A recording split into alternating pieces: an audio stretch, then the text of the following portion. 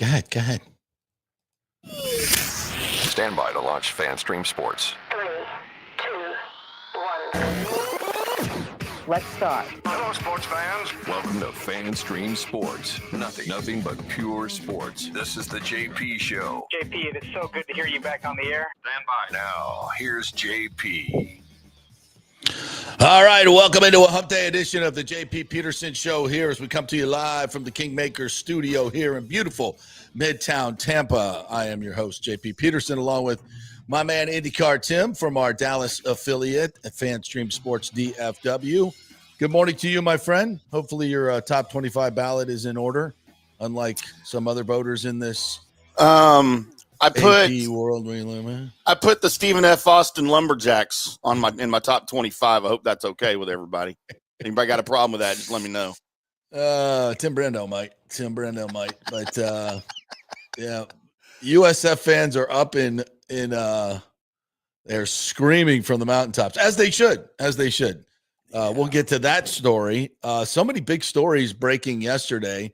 USF has hired their new CEO of athletics, no longer an athletic director, is now the CEO of athletics. And they made a fabulous choice in Rob Higgins, the longtime Tampa Sports Commission CEO, who has brought all these amazing events to Tampa Bay over the years and is highly regarded as the best in the business at what he does. Clearly, the results speak for themselves of all the events that he's brought here, including the outdoor NHL game, which everybody thought you can't do that in Tampa. Well, to tell Rob Higgins he can't do something, he's going to get it done. How about this? Hey, Rob, you can't get USF into the Big Ten. Can't do it. That should take care of that. Yeah. They'll be in by tomorrow. So, Rob Higgins. So we'll talk a little bit about that, what that means for the Tampa Sports Commission, what it means for USF. The Rays won last night to keep their slim playoff hopes alive. Orestes Destrade is going to join us. Actually, we did this yesterday. The Big O Show. If you're not watching the Big O Show, you should be doing this. Orestes Destrade has joined FanStream Sports Tampa Bay with his new podcast that we're doing a couple times a week. So that dropped yesterday. We're going to play a portion of that today as we talk about the Rays, where they're at right now, where they're going, their new ownership, what's happening with that. And I have some thoughts on that coming up here in just a moment as I laugh my ass off at the Orlando Dreamers. So we'll do that as well. And we'll get into all the college football. USF Miami going to be a huge game this week. The Bucs prepping for the Texans. Jalen Carter, FSU hoops. We got all kinds of stuff to get to. And anything you guys want to talk about that we forget, we don't bring up, always you could do that in the comments on the YouTube page, or you could do it on Twitter or Facebook. So away we go, my friend. How are you this morning, Tim? I haven't even really. I know you're not in studio because you have work going on at your home. You must be present. So this has been going on for now 3 days. And they were here on Monday, of course, when I do not do the JP Peterson Show. So I was home all day. No problem. I think that's why I scheduled it for Monday. Although, there you go. Yeah, no big deal. They're here at 8 o'clock in the morning. It is 6 o'clock at night on Monday, and they are still not done and still haven't even touched what I thought they were going to touch. Yesterday, I'm like, dude, I will not be home until probably 3 p.m. Central Time, and you're welcome to come after that and knock out what you need to knock out. Okay. So I rush home from the studio. I'm home about 3:15. Haven't heard from the guy. Nothing. 4 o'clock rolls around. 5 o'clock rolls around. I'm cooking chicken parm for the family in the kitchen, watching Bob's Burgers on our big screen that we have in our kitchen, and then 6:35 the doorbell rings. Ding dong. Hello. Hung Chung Chow. Whatever. I can't understand a word he's saying. He walks in the door, goes to the back to our second bathroom back here, starts working. Then he comes in and he has to text me because he can't speak English. He can't speak, yes. He can text English. So it's like a translator or something or other. Yeah, of course. He says, I got to come back tomorrow. And I'm like, I have to work tomorrow. I'll be gone at 6 a.m. and I will not be home until 9 p.m. because that's how my Wednesdays normally are at the studio. Yeah. Because I do our show here. I do the golf show at 5. I do the Colby Sabin IndyCar Tim show at 7 p.m. And I am not home until like 10 or 10:30. I'm gone all day. So I'm like, tomorrow, no good. Back. come back at 11 a.m. Central Time. I'll be done with the show unless JP goes 8 minutes over like he does every single show. Every day. 11:08. 2 hours is not enough. 2 hours And I is said, not so enough come for back, but I have to leave at 1 p.m. You have to be done, and I ain't doing this again. I'm texting all this, right? And doing a little translator thing. But he can see that I'm pissed, so he's going to be here at 11. That's funny. You're texting it right in front of him, and you're pissed. I'm That's like doing awesome. this. I'm making full eye contact as I'm texting it, looking straight at him like this. The world we live in. All right, so let's get it going. And I'm going to lead with USF and Rob Higgins because I think it's such a big deal because you have two major sports entities here in Tampa that are being affected. Obviously, USF hires a CEO at a critical time in their athletic journey. As I texted Rob last night, I'm like, because he has been up for this job a couple times. And this job has been open for quite some time. And everybody is kind of like, well, Rob's getting the job, right? Well, when's this going to happen? It's taken forever. So they go out and they beat Boise and the Florida Gators. And he says, you know what? I think I'll take the job. I'm good now. I'm good. All right. Yeah, I think I'll take the job. No, that's not how it works. I'm joking, but I joked at him. I'm like, oh, you had to wait till you get 2 top 25 wins. Now you take the job. Very good timing. Well done. Smart. But no, obviously, this has been something that's been in the works for a while. Government moves slow, right? We know this. So, but I think, and it's a great story. This is a kid that was the manager of the basketball team under Bobby Pascal and Seth Greenberg. I mean, 25 years ago, this dude is doing the laundry for the USF basketball team, right?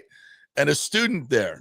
And works his way up through the professional ranks and now becomes the athletic director. So or the CEO. It's a really, really cool hometown story.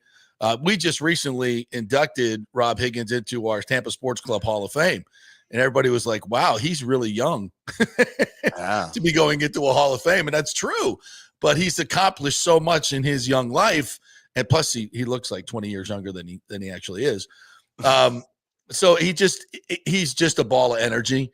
And when he sets his mind to something, he usually accomplishes it, i.e. an outdoor game in Tampa, Florida in hockey, in Super Bowls and so much more, the Frozen Fours. And, we got the Florida-Georgia game coming here in 27, which is going to be incredible, something else they put together. And they're well on their way to getting another Super Bowl. National championships, everything. He's literally the best in the business at what he does. And so he's bringing these talents to South Florida. What does that mean to USF? Well, this is a critical time for USF because obviously the next round of expansion is going to be the most important one in the history of college football, in my opinion, because I believe that it's going to separate the haves from the have-nots. This will be the time where something that has been rumored for a long time, the super conference, I think becomes a reality in some form or another. And part of the behind the scenes talk for many, many years has been we have too many, quote, Division I football teams. And we're basically paying the freight for so many of trying to keep an equal playing field for all 132 when there's clearly a demarcation at the top and the bottom. And there is. It's kind of like, in football that we're kind of throwing in, Major League Baseball with AAA and maybe a little bit of AA. And they're all in the same thing and they all need to be on the same playing field. And that's not possible. It's not right. It doesn't make any sense. So, but it comes down to it. There's going to be haves and there's going to be have-nots. You're either going to be in the upper tier or you're not. Now, through the JP model, we have, six conferences geographically located, renewing all traditional rivalries. You have 16 teams in 2 divisions in each of these conferences, and you just play it off. You don't have any rankings, none of that stuff.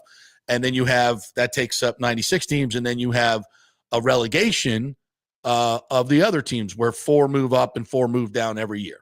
So that would be, we're not going to go into that, but that's kind of what I'm thinking. But I don't think that's going to be the case. That would be more equitable, would include a lot of different people. And I think you could do, and then you redo all the TV deals and you do them as one entity. You make tons more money. Everybody gets paid. I think it's, it sounds much simpler than it is. I get it. But that's kind of what I would hope for. But I don't think that's what's going to happen. I think the SEC and the Big Ten are going to drive this. And it's probably going to be either two conferences or one big super conference. And I think there's probably going to be 56, maybe 64 teams. I think that's going to be where the demarcation is. And that's kind of where USF sits right now, right in that no man's land. And you're either going to get in or you're going to be out.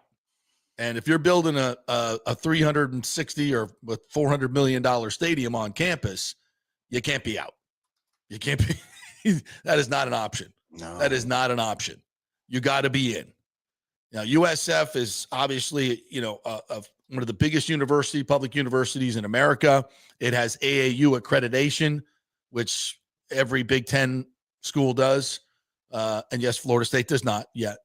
But that seems to be a talking point. I don't think it's as big a deal as a lot of other people think, but because we're talking about football, we're not talking about academics as much as, the presidents want to talk about academics and whatnot. This is more about football. All right. But be that as it may, it's still in USF's favor that they have that.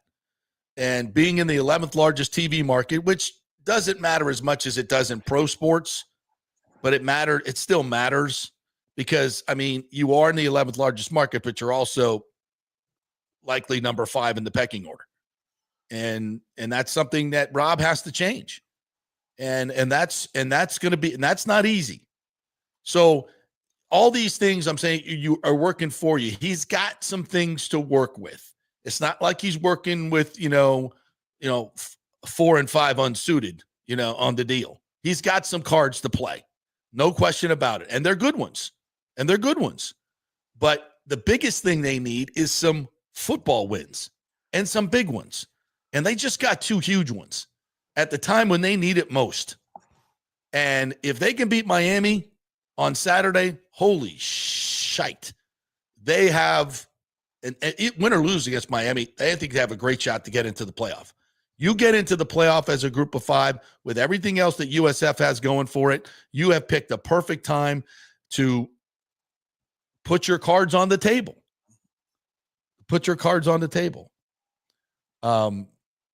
So I think this is the perfect time for someone like this. He's the perfect guy. He gets things done. He figures it out against all odds. He figures it out. And I think he's going to figure this out. And he's well connected with all the major sports players through his dealings with bringing all these different sports here. He knows everybody and is universally beloved in that area. So this is absolutely the most crucial time in the history of USF. And I say athletics, but really as a university, because athletics and universities have become one and the same. You're defined by your athletic programs.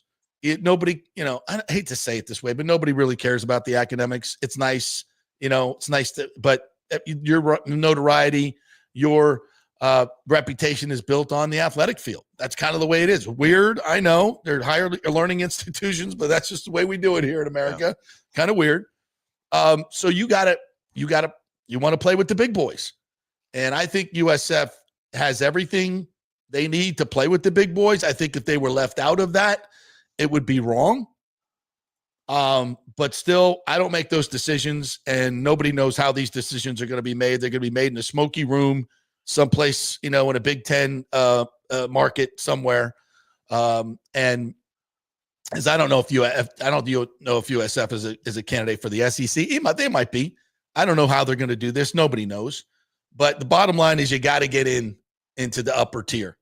And I think Rob's the guy to do this. So it's a huge hire. It's an important hire, and the work begins yesterday. It begins yesterday.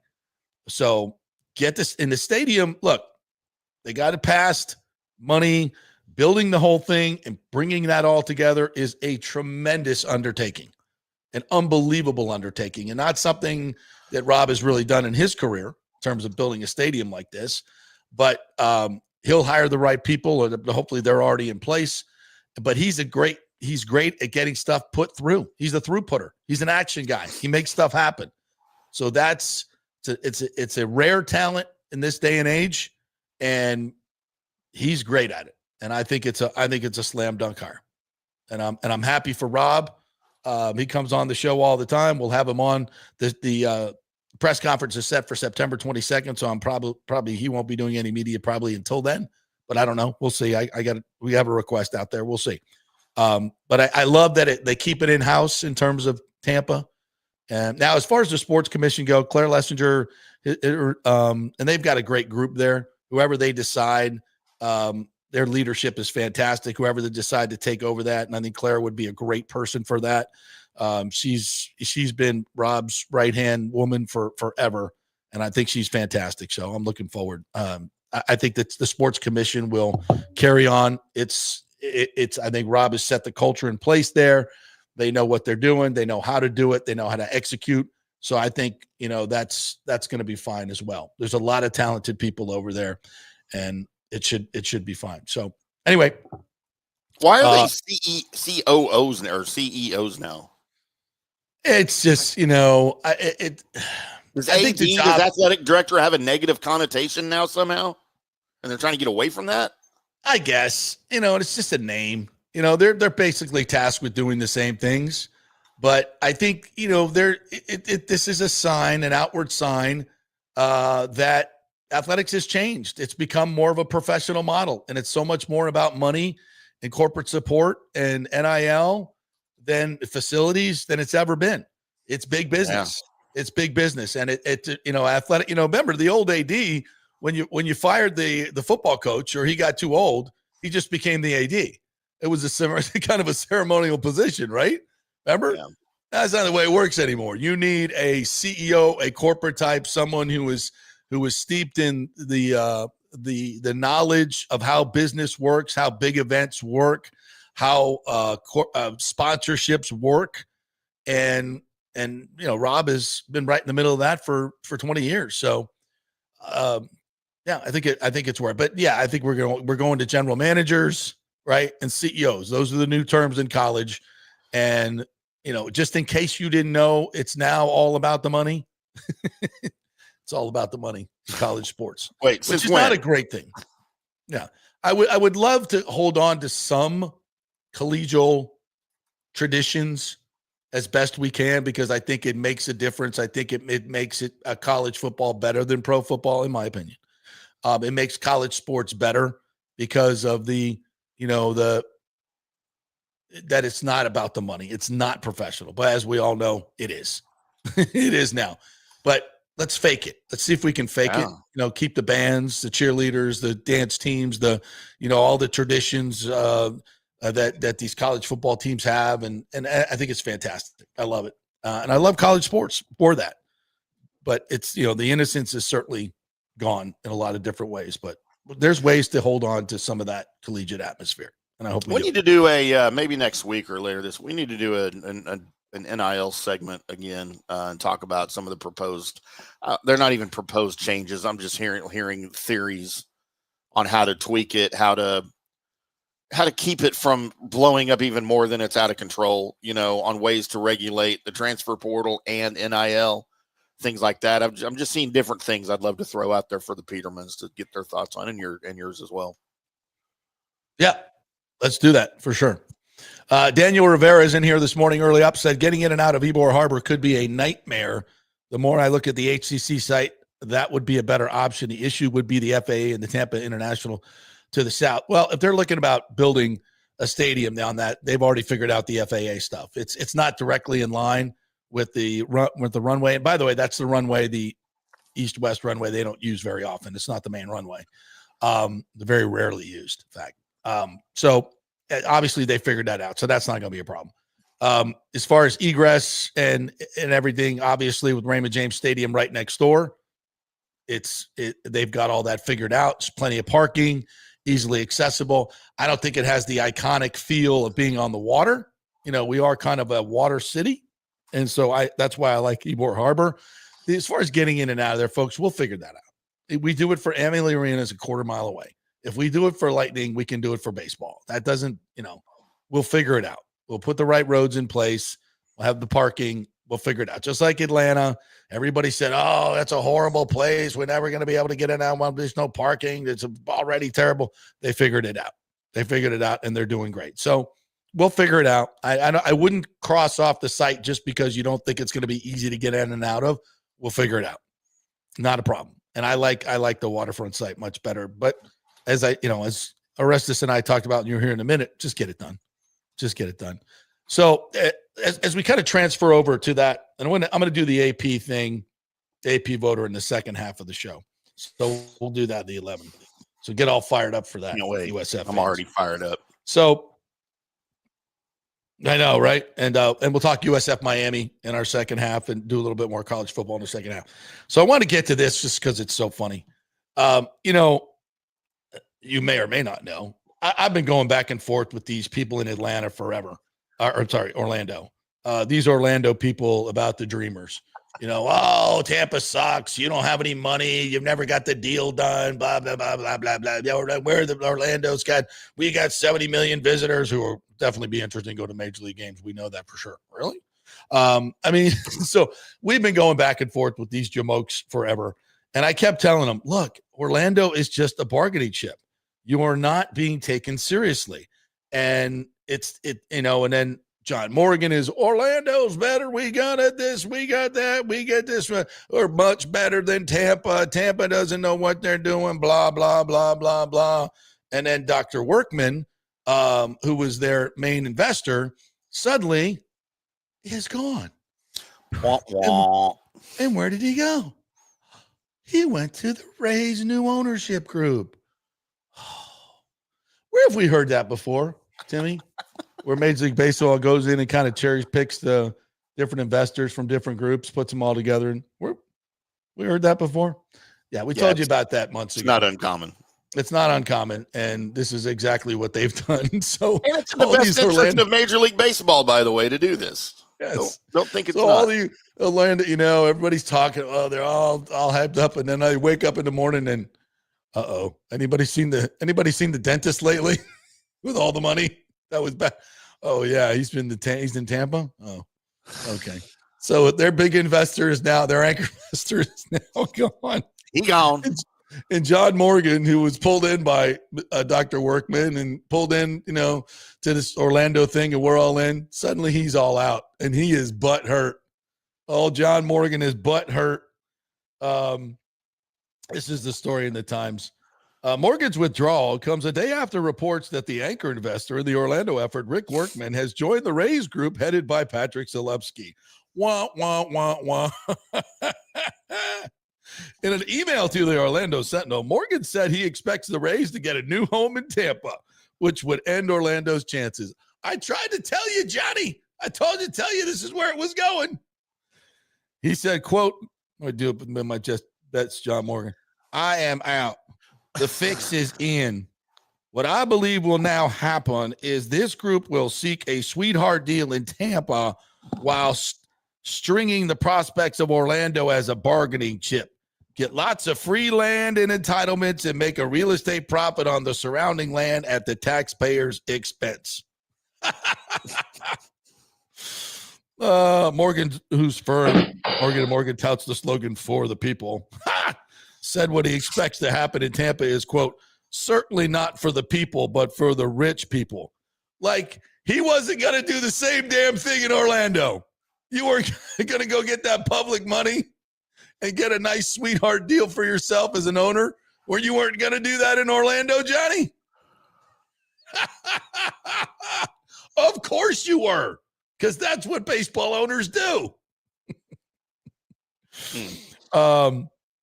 He continues, I wish them luck, as they will need it in an area that has already badly failed, especially in light of the organization's success on the field. Wow. Talk about sour grapes, bro. Talk about sour grapes. Good God, Johnny.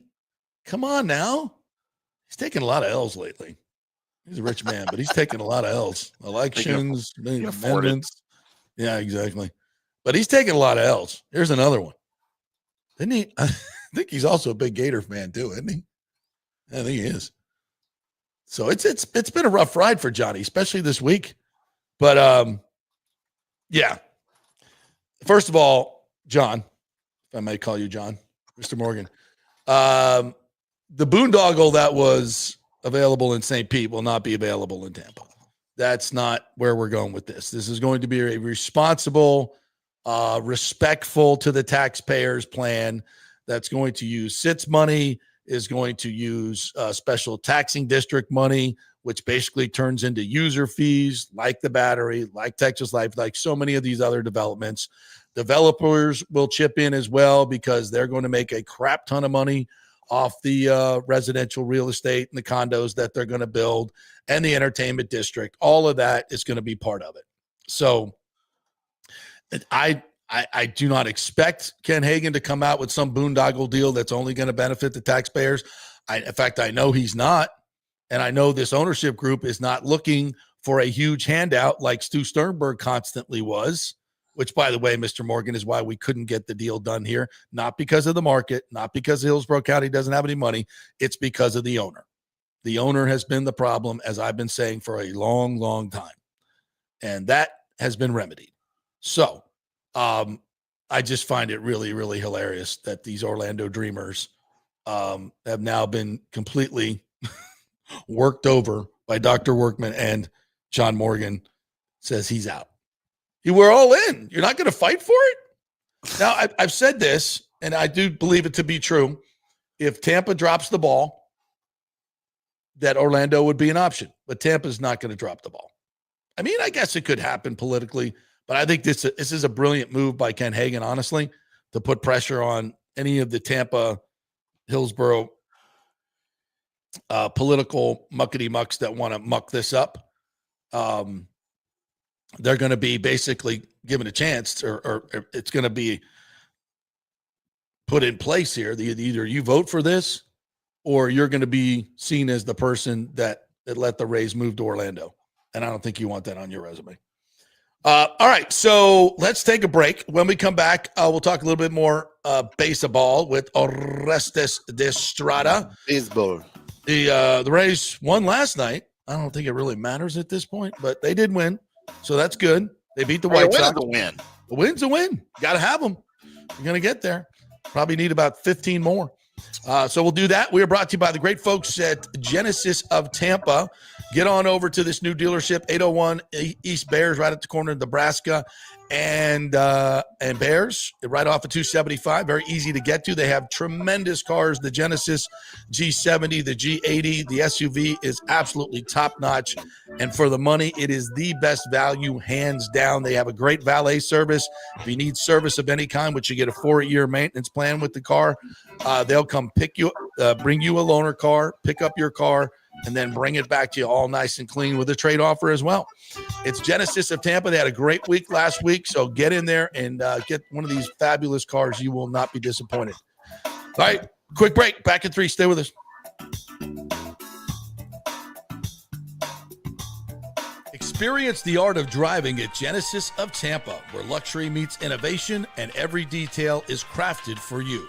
From the bold G70 to the refined GV80, Genesis delivers power, elegance, and technology years ahead of its time. Book service online, and our Genesis Experience Advisors will pick you up and drop off your vehicle. If available, you can enjoy a courtesy car while yours gets a complimentary interior vacuum plus a generous offer for your trade. Every new Genesis comes with the Miracle Advantage Plan, 10 years or 250,000 miles of powertrain warranty and 4 years of complimentary maintenance.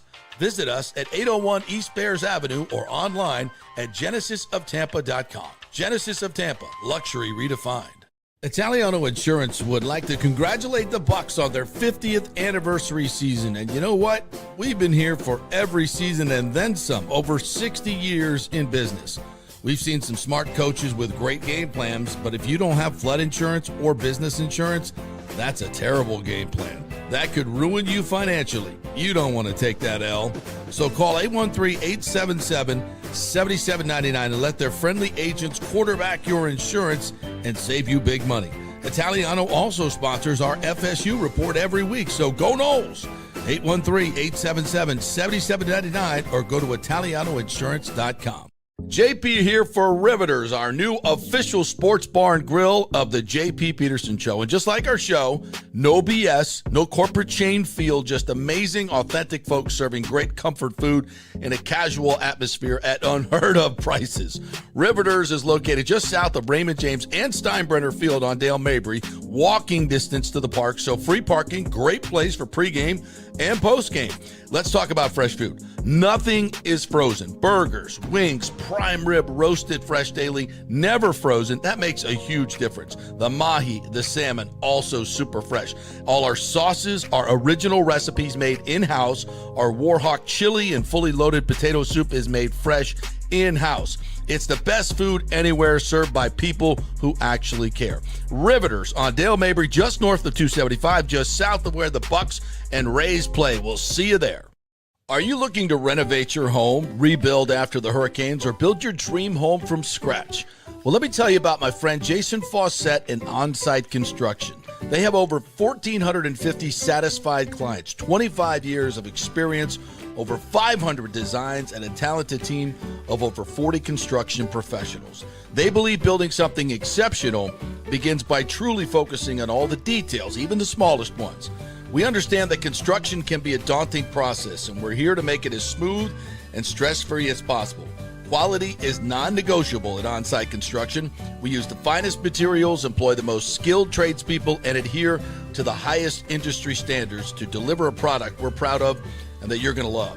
Our project management is meticulous with a focus on completing projects on time and on budget. Your happiness is our primary driver. So give us a call at 813-579-5789 or check out our incredible website at onsiteconstructionfl.com.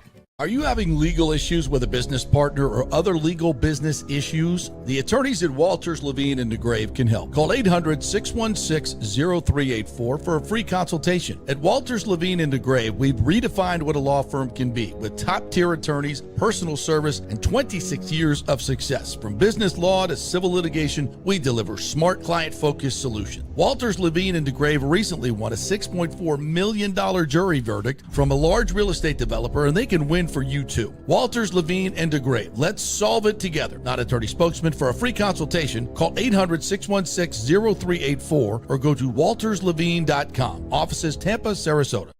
Let's go. Right now, back to the show on FanStream Sports. All right, welcome back to the JP Peterson Show, brought to you by the great folks at Riveters, the official bar and grill of the JP Peterson Show.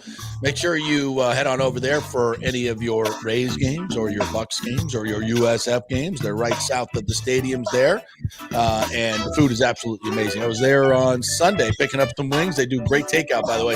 It was like Sunday morning. I'm like, I want to get some wings for the boys here. We came over and watched the games here at Kingmakers, which was awesome. We got like 25 screens. So I went over there and I'm like, man, it's probably going to be late. And as soon as I got there, the wings were ready and ready to go. 25 minutes, they're ready on a Sunday morning as everybody's getting ready to go. So they know what they're doing over there. They have great service.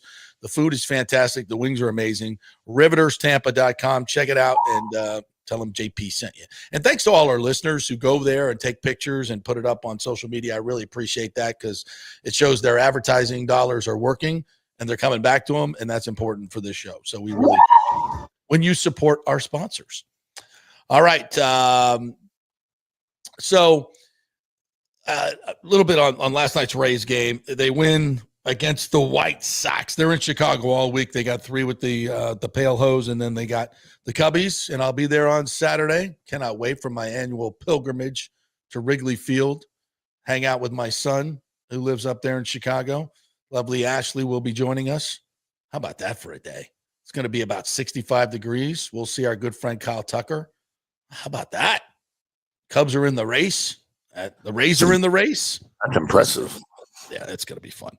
So last night they win, but we got some bad news. They won 5-4 last night. Tristan Gray with the game-winning home run as they get Hauser pitched well, struck out the last 6 but of course, the bullpen came in. Montgomery gave up the lead, and they needed to win it late. Fairbanks was good. Fairbanks came in and shut it down. That was good. He's been struggling a little bit. Josh Lowe hit a 2-run homer. And let me ask you this.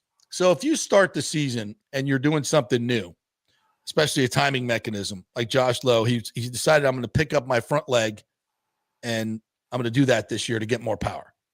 So you do that, right? And it goes horribly wrong. He's had no power. He's hitting, been hitting 220, 230 all year long.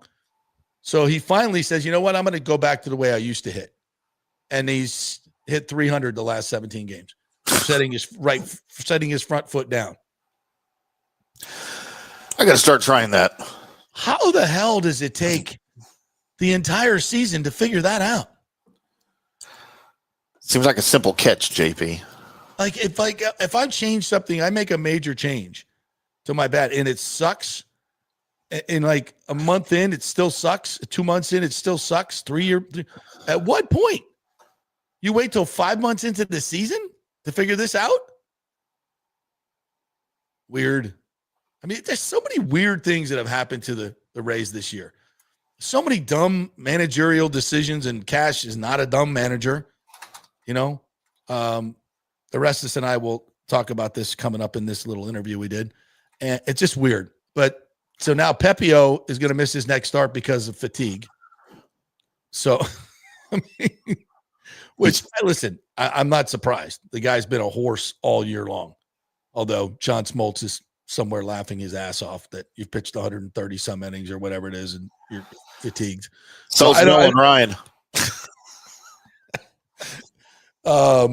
But be that as it may, this is the world we live in the pitchers. And he's been a horse this year, and he's pitched every freaking day game we've had, and he's pitched great. He's been fantastic. So he's going to miss his start, and they've lost another reliever in Brian Van Bell. I mean, it's all coming unraveled. There's no way this team is going to make it to the playoffs. And when they get there, are they really going to be able to do anything? Probably not. But, we're still alive. We're still there. We got a shot, right? I guess. Let me do a couple of quick comments here before we get to the Orestes interview. Franco-san with a great picture of his dog. Love that. Says, hey, JP, one last thing about the Dreamers. You got to believe this breakup of the Dreamers' financial backers would never have gone down this way if the last great Pat Williams was still alive. He'd have softened the blow to keep his dream alive. The bolting by Workman in the middle of the night and Morgan's whining would never have gone down like this. Again, thanks for all you've done and keeping up, Raise up. That's interesting because, Pat was a special cat. He's like kind of like Rob Higgins. He puts his mind to something, he gets it done. He's one of the most unique people I've ever met in my life and one of the most wonderful people I met in my life. So, Franco-san, I think you might be onto something. So, yeah, he was that get it done type of guy. Love Pat came on the show many, many times and was one of the most intriguing and interesting and giving people I've ever met in my life. And, there aren't enough people on the earth like that, certainly anymore. Christopher Cole says Tucker won't be in the lineup because he's on the IL. Did he go on the IL? I did not know that. Oh, dude. What a buzzkill. Calf injury, JP. He's got a calf injury. When's he coming back? When is it? The minimum IL stint, which is what for Major League Baseball. Well, if he's on the 10-day, I don't know when it started, but I'll take Christopher's. He would know. He would know. Bonaventure says 10-day retroactive to last Saturday. So yeah, he won't be ready. No. Bonaventure 253 says Glazers should buy out Stu's 10% right now and put the stadium next to Ray J. People are blind if they think Stu doesn't have any tricks up his sleeve to mess this up for Tampa Bay for his max profit. Dude, I'm with you, but I have faith in Major League Baseball that they have neutered him. They have neutered him. I mean, I could be wrong. And I should never underestimate the conniving, backstabbing things that Stu could do to his partners and everybody else. I would never underestimate that, but I think Major League Baseball has pretty much figured this out and neutered him. I mean, you haven't heard much from him, right? I mean, so I'm just going to be cautiously optimistic, partner, that he's not going to be a factor. And I don't think and Orestes will weigh in on that as well here in just a second. Brandon G said, JP, don't you own a home right there in the Orlando suburb? You live right by Workman and Windermere. Wouldn't be close to an Orlando stadium. It's a win-win for either of you. No, thank you. No, thank you. I have no interest in that. And I think it would be a colossal failure in Orlando, to be quite honest. I love Orlando, and I don't want to fight with the people of Orlando. It's a great city. It's unbelievable for what it has. I mean, the theme parks and everything. It's just it is what it is. It's Orlando, right? And we love Orlando. It is what it is. It's not someplace I want to live long term, and I don't and won't. It's just part of what we're doing right now. And it's just, no, it would never work in Orlando. I don't think it would. And I'm not going to go down that rabbit hole right now. All right, we'll get to lots more of these when we come back on the other side. But if you're not watching the Big O show, Orestes Destrade has started his own podcast right here at FanStream Sports Tampa Bay. Emmy Award winner, ESPN broadcaster, played for the Marlins, played for the Yankees, drafted by the Yankees, played for Florida College right over here. Just one of the greatest dudes I've ever met, and it knows more about baseball than anybody. The Japanese, he's a legend in the Japanese league. He's just the best. And I love talking baseball with him. And you can watch his show. We're going to do 2 podcasts or 3, depending on how the playoffs go, each and every week right here. You can find it on Tampa Bay, FanStream Sports Tampa Bay. So here's a little part of our discussion of episode 2 that we taped yesterday. No, listen, I had a fantastic weekend. Hung out with you in the Bucs game. Cheers to the Bucs. What a great win, playing basically a C game to win on the road against the division rival. They did. They were the one high-level pro team in Tampa Bay that did well this weekend because the Rays did not. Oh, my. That was no bueno. No bueno. Only 4 runs over the weekend after that Thursday win. So bottom line is that one of those 2 teams were going to come out with, smelling pretty good to try to catch the Seattle Mariners. Obviously, there's a couple other teams involved in this. When you look at it, JP, 19 games left, 4.5 games out, reminiscent of, dare I say, 2011. Dare you say 2011? You can't not think about that. They were 19 games left, and they were out 5.5, and they made that huge jump. A little different scenario. More teams involved now in order to get the extra spots. They really were just chasing mostly the Boston Red Sox then. But this weekend, and I can't, I like to move forward as a former hitter, former player. I learned early on, especially in baseball as a hitter, that you just crumple it up and you move on, and you have to. But us kind of digesting this a little bit, one of the things that kind of stood out for me this weekend was a surprising, and it's been really a problem for the Rays if you think about it, is on the good side, they lead the world. They lead the MLB in stolen bases. But on the flip side, they're also in the top and getting thrown out on the bases, and 2 egregious decisions. Tied for second in the league in outs on the bases, leading the league in outs at home plate with 24. Outs at home plate. Oh, what are we doing? Oh, by the way, an egregious one on Saturday with Jake Magnum trying to steal home with the young kid Carson Williams on the scenario. Bottom of the 7th, you're playing at home. So any little flick of the bat in that stadium is a 2-run bomb for either team. But the Rays have done a good job. They kind of rebounded after an early struggles at Steinbrenner Field. They've really played well there. But all of a sudden, you're trying to steal home plate, albeit a lefty, and no doubt he's got 29 or 30 stolen bases. But that's just, it's uncalled for. You know what I mean? So seems a little risky. Seems super risky. Okay. And so that was one. And in the same game, unbelievably, in the following inning, bottom of the 8th, you've got Yandy who's on first base. You have Brandon Lau on, another guy that can just flick it. Definitely a guy that can flick it to right field. And you pop 2. If not, he's a slugger, JP. He's a guy that hits gappers or home runs. And Yandy only has 3 stolen bases. All of a sudden, with 2 strikes, 2 outs, he sends them to steal, gets thrown out, inning over. Not even like, let's extend the inning and maybe still have a chance for Brandon Lau. Inning over. They end up losing 3-2. Pete Fairbanks, unfortunately, gives it up again here. And has been going through a little bit of a slide. So that was a little bit surprising as far as like the decisions by manager Kevin Cash. because there's no way that Yandy has a green light. There's no way that Lord, I hope not. The kid Magnum has a green light at third base. It's just everybody calls him Magnum. Yeah, it's Mangum. Mangum, yeah. It's M-A-N-G-U. Everybody calls him Magnum. Yeah. You can't help. You just can't help it. But the bottom line is that these are the type of decisions that kind of come back to haunt you when you're trying to. Has Cash had a bad year?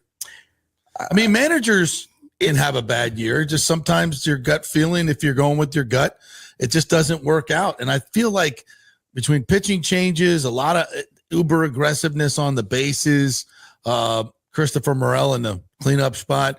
I mean, there's a lot that you could just go back with. And, I still think Cashy's one of the best managers in the game. I still do. But I think he's can managers have a bad year? I mean, listen, managing, head coaching at any level of the professional ranks, you're dependent on the talent that you have, sure, the roster that you have, the injuries that you have, the health that you have. So the bottom line is that he's had a lot of injuries, especially to the pitcher, especially it really has not been a good year for the Rays as far as coming out of the pen. Right. And now you're seeing even Fairbanks kind of struggling late in the season right now when you need him at most. Ucetta's been fantastic. Second half been just, lights out.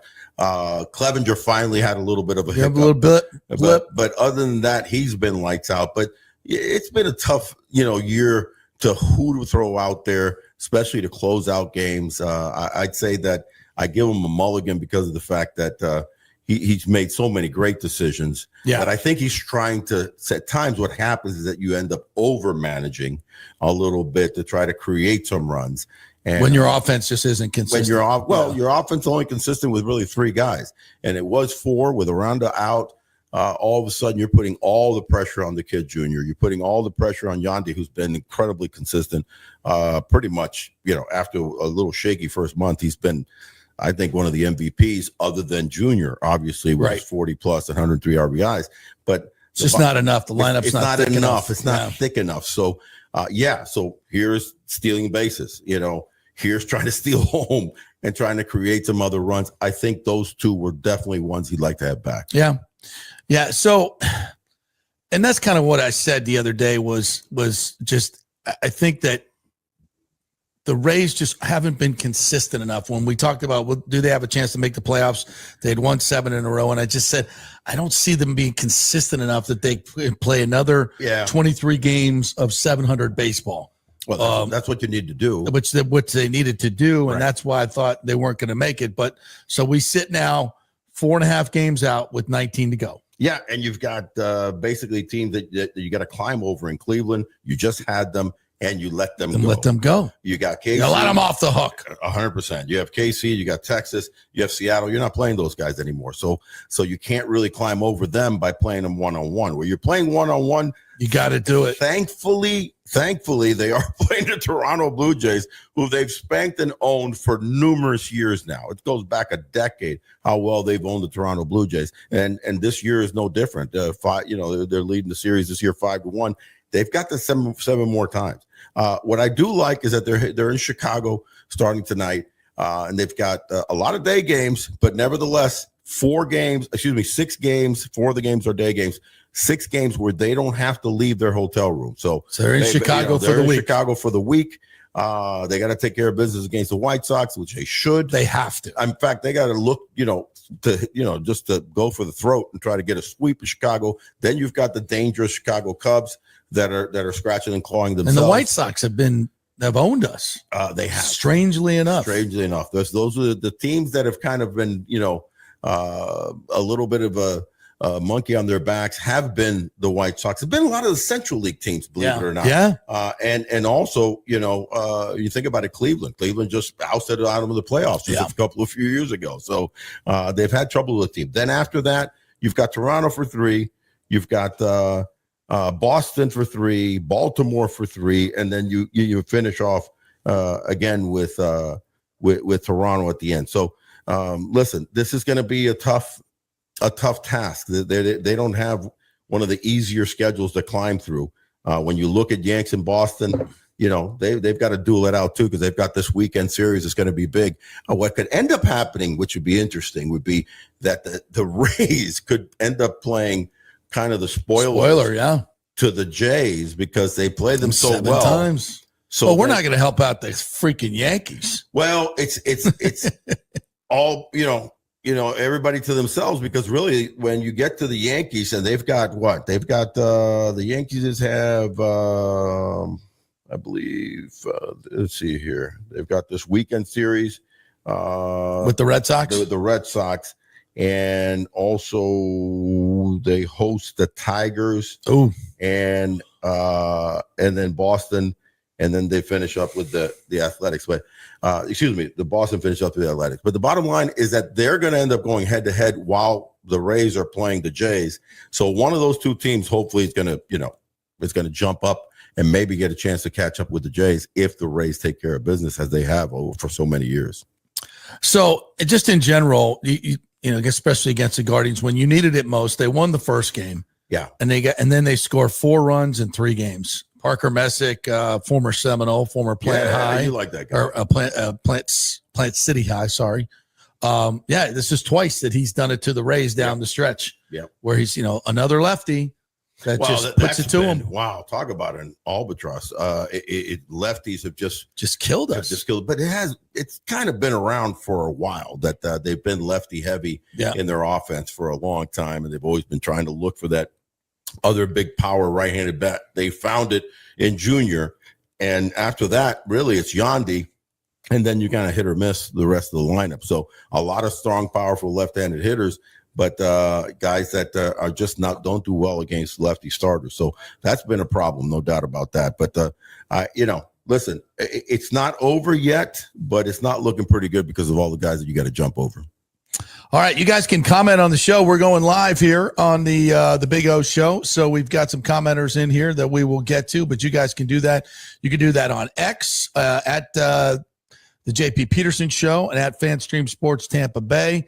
You can do that at YouTube as well if you want to watch us on YouTube. That's FanStream Sports Tampa Bay, and also on Facebook at JP Peterson. So you can do that all those different places, and you can comment like Mike H is doing. I have a specific question from him. You want to answer this for us? By all means. It's kind of off topic, but I think it's kind of cool. Orestes, have you ever gone back to Cuba?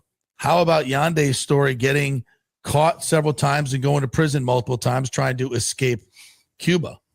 Well, and he's one of several. In fact, I interviewed many years ago when I was ESPN and Baseball Tonight, Kendrys Morales, the great Cuban player, switch hitter, played for quite a few years. And he got caught 7 times. 7 different times he tried to escape during different Pan American games. Anytime that they were jumping around and playing he would try to defect. And he was caught. And I remember interviewing him and asked him what would have happened if he got caught again. He goes, there would have been an 8th and there would have been a 9th, because he was determined to get out. I came over when I was 6 years old. So, my parents were fortunate enough through fake visas and whatnot to get to Mexico, defect to the U.S. consulate there. We had an aunt and an uncle that. Do you remember that? Well, I was 6, so I remember totally. And we spent a couple of months in Mexico waiting for the proper paperwork and visas to come, because we had family members that were petitioning for us, and we did it all legally, and we're able to come over and start, our lives in this great, incredible country. And then as my growing years came on, and then baseball kind of took over, by my teens, and signed with the Yankees at 19. My mom was definitely afraid of me ever going back to Cuba for anything, for a visit, to play in some sort of all-star tournament or anything like that, because she thought that they would try to keep me, and I was too. So I've never been back. And the closest that I came was back in 2016 when the team went back, and I actually was narrating and did narrate a documentary from Fox LA about Cuba and baseball. And they wanted me to go back. But interestingly enough, I had done the WBC a few years before. I did for ESPN in 2006, 2009, was working with Gary Thorne and Oral Hershiser in Puerto Rico in a 3-man booth, Cuba against Dominican Republic. And Gary Thorne asked me if I had never came to the United States, would I try to escape? And I said, yeah, just like Hendricks, just like Gandhi. Absolutely. Well, you fast forward, this was 2009. You fast forward in 2016, 7 people in our production crew, all coming from LA. We were going to go to Cuba and film some. We were filming a lot in Miami. And the day before we were to leave, I was weird about going, but I had agreed to go. Right. Back to Cuba. Back to Cuba for the first time. And we got the call come in, and they were not allowing only my visa. And we ended up finding out it was because of the comments I made in 2009 on a World Baseball. At a World Baseball Classic game on ESPN that I had said that. So they just wanted, they just wanted to slap my wrist and a little bit. And that's how that regime is. And so my feelings for Yandy is that God bless him. I'm glad he was able to get out. 3 times. Yeah. Fell into the water. Yeah. Got to get his mom. Yeah. No, this is an incredible crazy. story. I mean, it goes all the way back to Rolando Arroyo, the first Cuban defector that the Tampa Bay ever had. Yeah. Wonderful guy. Still lives here. One of our first starting pitchers. Great pitcher. Yeah. And he had quite the story, and Maya, his wife, getting out. So I feel for all those guys because, a country this close to our country, it should have been figured out already. I know, but it's just ridiculous. And I happened to be one of the broadcasters that was privileged enough to go down there. In fact, from what I understand, our first words on the Rays broadcast were the first free expression words that were ever uttered on broadcast television, because up until that point, they were all controlled. Everything. If you were a newscaster, you had a team of Cuban officials that would travel with you and stand over you while you're doing stand-ups and doing anything. Yeah. And they monitored everything. They told us they weren't going to do that. They did not have anybody in the booth. Although my guess is they were probably listening. They were around. 100% they were listening. In fact, we had our own booth in Puerto Rico, obviously, and they were listening. They were listening. Yeah. And it was in English. But no, listen, without getting too political about that situation, but I think that that hopefully in the coming years soon, and my belief and my thoughts of going to Cuba for me is when I hear that Raul Castro, because for me and my family, the culprits of that are the Castros. So with Fidel, finally passing away, which I think took a couple of years for them to admit that he had died. Right? Probably. Yeah. And now Raul's kind of not been seen a whole lot. Who knows what's going on with that? But they know the power in him when he passes away. It's going to be dramatic. So that's the important part for me. Once I hear that he passed away, I'll probably be going over there. But that needs to change and hopefully change soon. All right, we'll move on to some other stuff, and we'll start with Rays ownership. Just to wrap it up, do you think the Rays are cooked now? I think that now it's a much longer chance. We said it on Friday. They needed to play 700 ball. They went over the weekend and played 250 ball. That ain't working. Those numbers don't work. Now you're needing sweeps, and you're needing to go on a run. Can they go on a run? Yes, this team is capable of going on runs. They're so quirky. They're hot and cold. They're so hot and cold. So inconsistent. Listen, the two Jekyll and Hyde teams in Major League Baseball, I feel there've been several throughout the season. Yeah, but really in the American League, I think it's been the Rays, no doubt. And then in the National League, we're going to talk about them a little further here when we talk about the NL West. It's been the San Diego Padres and how weird of a season they've had. Yes. They've had runs that have been fantastic, and they're in one right now. And then they've had runs that have just been atrocious. So you shouldn't win playing like that. But if you get hot in the last, umpteen games that are left, 19, and they're going to have to end up going 15-4, that's a lot to ask. Yeah, I don't think it's happening. All right, there's been some other news about the Rays and their ownership. In fact, Mike H. asked, so Dr. Rick Workman, the dental guy from Orlando and the Dreamers, is now with Zalupski's group. Hello. Do you know if Morgan & Morgan is coming over as well? Could be. I don't think so, You but never you never know. Yeah. And we talked about this when we broke the story back in February about this new group. One of the things I was told is Major League Baseball likes to kind of cherry pick different investors from different groups. Sure. And Workman obviously has been the anchor investor for Orlando. And this came out in a athletic piece by Evan Drellich and Ken Rosenthal. So it comes basically from Major League Baseball. So Workman has now been put in this group. And people are saying, oh, this means that the Rays are moving to Orlando. No, that's not how I read it at all. How I read this is Major League Baseball wanted another big money owner who wanted to get into baseball. Sure. And they basically said, listen, you're not getting a team in Orlando unless Tampa screws it up. So would you like to join this group? And if this group can't get it done in Tampa, then the next move is Orlando. So, and I think, that's what Ken Hagan has said. Orlando is a threat, but it's Tampa's to lose. So I think Workman, this is how I read it, Workman being the anchor investor in Orlando, it's like, okay, Major League Baseball said, we love you, got lots of money. Right. How about you become part of this group? And if we can't get it done here, you'll be the lead investor in Orlando. He seemed, listen, from the beginning, That seems like he seemed like he was a vetted guy already from the MLB side. Yes. So there's no reason to not have talked to him for the last several weeks and months. I think the Jacksonville group was looking to finalize the equity cap. I know that. We are reporting it here on the O Show. Reporting that they needed to firsthand knowledge. Yeah, they needed to close out that cap properly. So they went out and found not only that, but they were creative enough to then offer to give a 10% stake to Stu Sternberg. Yeah, a stake that hopefully will end up. And I say this hopefully because I think I'm going to ask you, longtime Tampa Bay guy, just like myself, when you see the team get sold, your mindset is, okay, the ownership is gone, done, and there's no remnants to some degree.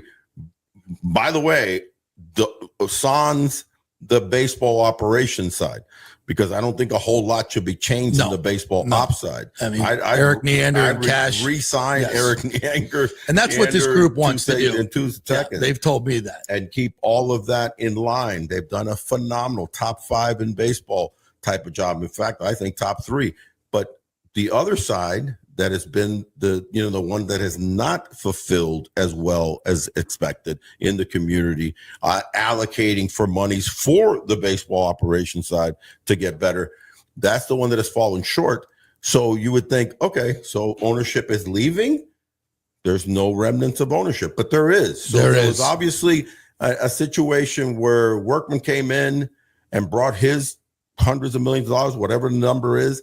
But then another $170 million was off the books because you're keeping Sternberg in there for 10%. I definitely welcome your thoughts on that. Well, first of all, for those who are worried that Stu's now is still going to be running it, no, he is a minority partner. Not at 10%. Yeah, that's not the way it goes. There's a control person, and that person is Zalewski. He's the control person. He will be making, quote, all the decisions. How they divvy up their decisions within that ownership group is up to them. There's no set thing, but the person that speaks for the organization is going to be Zalewski. So he's the control person. Now, I understand Ken Babby, who also owns the Jumbo Shrimp in Jacksonville and the Akron team. Right. Who's a genius marketer, by the way, knows how to get people in the park, does all those minor league things. That's something that the Rays desperately need and have done a very poor job of. So I believe he's going to be the point person in terms of marketing and maybe even stadium. He already lives here in Tampa. So I don't think Stu is not going to have any decision-making parts of this. He's not going to be able to say, oh, I want to do a St. Pete deal, or no. He has no say. He just has a 10% stake. And when they get the stadium deal, that 10% stake will go up in money because, it'll improve the value of the valuation of the team. And from what I understand, eventually he will sell out of his positions. So if you're worried about him making any decisions, it's not going to happen. Matt Silverman reportedly is going to be kept over. I don't know for how long. I've seen reports that he will be phased out as well, maybe as kind of a transition guy. I am a little worried because I've heard from so many fans that they want nothing to do with Stu Sternberg. Right. And they want to support this team, but I don't know if they're going to want to support this team if he still owns 10% of it. I would say that's kind of petty. I think that's petty. I mean, the reality is it's going to be reported. It's going to be, bitched about, and people are going to be upset. But the big picture of the thing is going to be not you can't put a gun to the new owner's head to do a myriad of things right year one, or by spring training we would have signed a transition Cal Tucker in a free agency deal, because he's going to be a free agent, and I love Cal Tucker. And he's a Tampa guy who just bought a house or built a house in South Tampa. That's not going to happen. You're not going to have Cal Tucker and Schwarber hitting 3-4. No. You know what I mean? Sorry, both free agents. Even though Jason Romano is the agent, he can make that happen. J-Rose. I don't think we have that much money here. That'd be like $1 billion. Yeah, and nor do I think it would be necessarily a smart move. But I would love to see it. It ain't my money. I'm being facetious. Yeah. I mean, the bottom line is that you're going to make some moves. You're going to do some things, but the jury is going to be out more so in a year or two. It's all about stadium. It's about the stadium. It's about stadium. And that's where the revenue is really going to come in, to be able to do some dramatic jumps. But you could still do some other things when you linger the little, scenario of Stu, quote unquote, still being around. No. And you're gonna have the petty people. You can still jump off the bat. And I think by this spring, do some other things that are going to, like you mentioned, Ken Babby. Those are the kind of the things that would be creative, that put out to the people and say, hey, we're going to do this different. We're going to do this. Well, I think it's actually a good thing. And I'll tell you why. Because that's $170 million that can go into the stadium. Sure. That the new ownership group doesn't have to commit to giving to Sternberg. Sure. So that's money that can be freed up to go towards a stadium, can go towards players and payroll. Yeah. So it's all a good. It's a down payment, so to speak, because they're not paying that till later. It's a good and when thing. they do pay it later, it'll be because the Rays have appreciated so much and things are going well. Yeah, and they'll buy him out.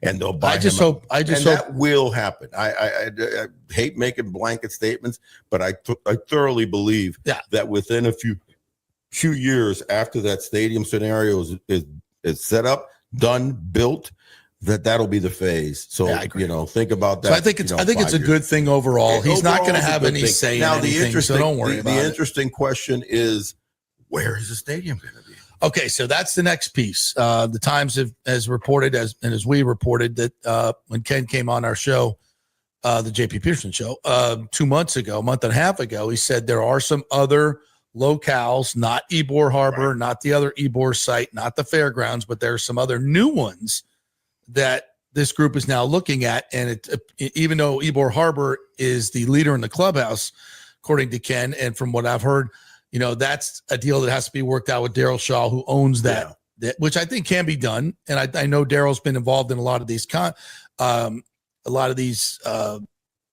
discussions.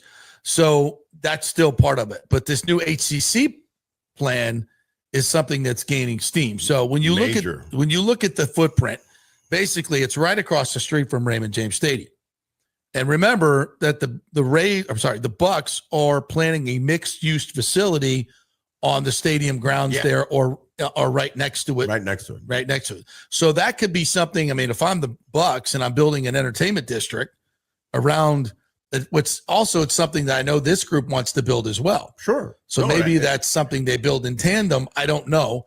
But the actual baseball stadium, would that be built across Dale Mabry, right on that HCC site?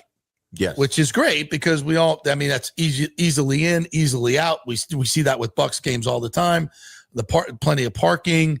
It's kind of a middle of Tampa, kind of very accessible from North Tampa, very accessible from St. Petersburg, obviously just over the Gandy. Sarasota. I mean, it's a really good spot. Can't forget a lot of fans. Now it doesn't have the Bright Line coming right into it, like that's around downtown. The corner. Yeah, I think Brightline will be set up to connect Orlando to Tampa very soon. Maybe you could do something. You and I were talking about doing the trolley. That extending the trolley to get to. I think down Kennedy, up Dale Mabry. Smart. I'm okay with either of the two scenarios. Obviously, Ybor already is kind of becoming, or will be, kind of a mecca little setup scenario there. with what Vinnick is doing, and I like the arena. Ybor Harbor side. I think it's iconic It's on the sexy, water. It's on the water. Yeah. You can do a lot of fun things with it. Now, the HCC site also could be, because you're looking at a visionary scenario. Then you kind of build up the whole Dale Mabry. When you think about Tampa, Dale Mabry is the artery of Tampa. Oh yeah, it's the one that connects the whole city and the whole county. Yeah, all the way up. World famous. It's world famous. Strip clubs. Yeah, well, yeah, I think you're gonna buy one or two. Just I don't know. I mean, if there's invest in the it, zoning, if it's gonna be in that area, there zone plenty. It's zoned for strip clubs, so maybe we can have one. Up the left field line. But here's all. What are we gonna call that? We're gonna call it the. I'm down with OJP. You're down with OJP. I don't know if Ashley will go for the strip club. JP's. I'm down with OJP. Yeah, you know me. Listen, but the interesting thing about this HCC coming up, this isn't new. Yeah, this isn't new. I was privy to some of the information back in 23 with the deal that looked like it was all, a literal term sheet of 1.85 on the table. That was Dan Doyle's original. Dan Doyle and the Morse people from the Villages and a bunch of other people, and it was very well backed and looked like it was going to happen. But obviously, Stu ended up doing a little runaround and taking the St. Pete deal. Yeah, once he got the votes, and he was going to move forward on the gas plant scenario. But that was the spot that they were going to build. Doyle was going to build HCC. The spot was there. It was not. It was not Ybor. It was going to be there. That's what was talked about, and I think that's being resurfaced again. Obviously, it's a county and state kind of property, so a lot of they can kick in. Maybe it could get a little more, kicked in from Tallahassee, and it makes it a little more feasible. So, because a lot of this thing is about just get it done. $1. Bottom line, get it done. Just get it done.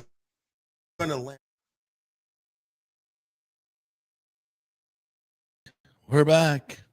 Just doing some research here in the break. There you go. That's the O Show, the Big O Show. We do this twice a week, so check it out. You can see the whole episode on our YouTube channel, FanStream Sports Tampa Bay, and of course across all of our social media. So please like and subscribe. Go to your Apple Podcast or Spotify podcast, like and subscribe to the Big O Show. It is without question the best baseball show in the Tampa Bay market, hands down, no question. Maybe in the world. I might go world on this one, but we'll see. All right, comments, Timmy, thoughts, anything? The Chinese guys doing well? I think it's all good news, right, for Tampa. I mean, none of this I don't think is shocking news. It's all stuff that we already kind of knew, and I love O's take. I love O's take on all of it. He's very reassuring, and he's got an inside scoop because of who he is and what he knows and his involvement with Major League Baseball. He knows lots of people, community. And I don't. At some point, he'll probably let the cat out of the bag, but he was involved in this ownership sale of the Rays with all the bidding groups. So he knows what he's talking about. And it's a fascinating process. We need to do, I think he and I will just do a whole podcast on that one day, the whole process to the Rays sale. It's an amazing story that it's not done yet. It's not done yet either. No. All right. We'll take a break. We'll come back on the other side. We got to get to our favorite AP top 25 voter. By the way, this young lady was not the only idiot voting in the top 25. So we have to spread the hate around. Not just Haley Sawyer. Coco Riley's a moron too. And he's a voter. All right, so we'll do all that. We are brought to you by the great folks at Italiano Insurance, 813-877-7799. They will shop all your insurance and make sure you are paying the least with the best coverage. Make sure you have your flood insurance. Make sure you have your business insurance. Make sure you are fully insured on your home to its value. Very important stuff, especially during hurricane season. 813-877-7799. We're also brought to you by Kingmakers Tampa. Go to kingmakerstampa.com. Get your membership now. They will go fast. Back in 3. The Golden Diamond Source is working every day to be your family jeweler. Right now, a $5,000 engagement ring with 0% interest can be yours for just $83. So don't let the holidays sneak up on you this year. Now is the time to get ahead with their in-store layaway. Trade in your old jewelry for cash. Gold has never been higher. The Golden Diamond Source is offering the highest ever trade-in values for your gold and diamond jewelry.